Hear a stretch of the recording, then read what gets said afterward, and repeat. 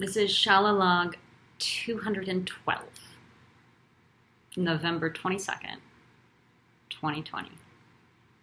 This is a comment I wanted to share with the practitioners in the intermediate class that just finished. They're taking rest, so I'm recording it. Figured I'd share it with the rest of you too.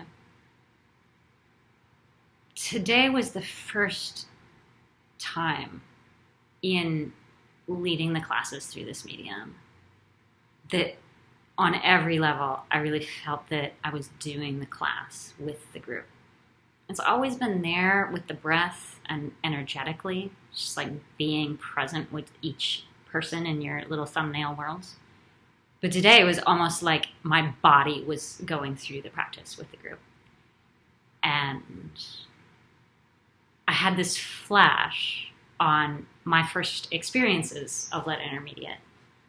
And then I understood why they were the way that they were. So, and that's because the one thing that's better than actually connecting with you in this super weird way that's actually starting to become very real would be getting to practice with the class.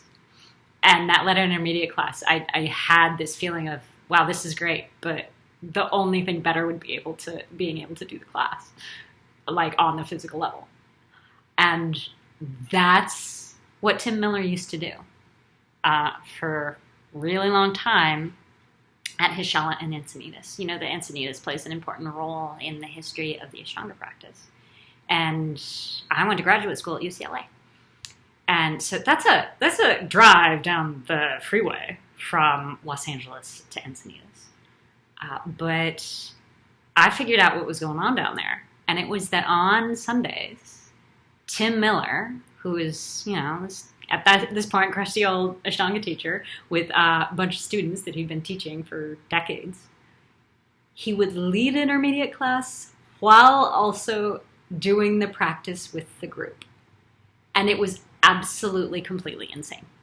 And he would be counting, and he would be out of breath, and it would be super hard, and we'd all be doing it, and he'd be doing the practice. And it was this group ritual that I will never repeat. I am never going to actually do the practice while counting the practice for the group, because I can't see you and be in relationship with you and like hold the space, right? But I get why he did it, and it was just the most interesting and crazy, completely insane, like a lot of stuff that happened in Encinitas, approach to, you know, freewheeling with the practice.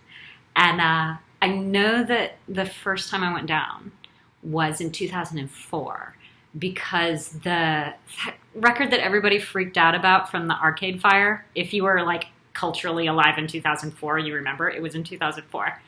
And I remember listening to that Arcade Fire record in my Honda that I'm still driving really early in the morning in time to get down for Tim's Lead Intermediate. I did that quite a bit, like during that phase of my practice, and I do think it had a great effect on me. And part of it was just the wildness and the tremendous fun and amazing energy of practicing with other people. And, you know, we're making stuff up too with this Zoom stuff. And I just hope we find ways to infuse the joy of practice into it, even in the craziest, hardest times that we're going through. So yeah, that's my bit on my prehistory of Lead Intermediate, which I'm now much more strict about and much more demanding. But it comes from this place of the crazy Wild West of Ashtanga back in the early 2000s. So I hope you have a great day. It's snowing like crazy outside of this window here. So Ann Arbor has found the winter. And I hope wherever you are, it's beautiful. Take care. See you soon.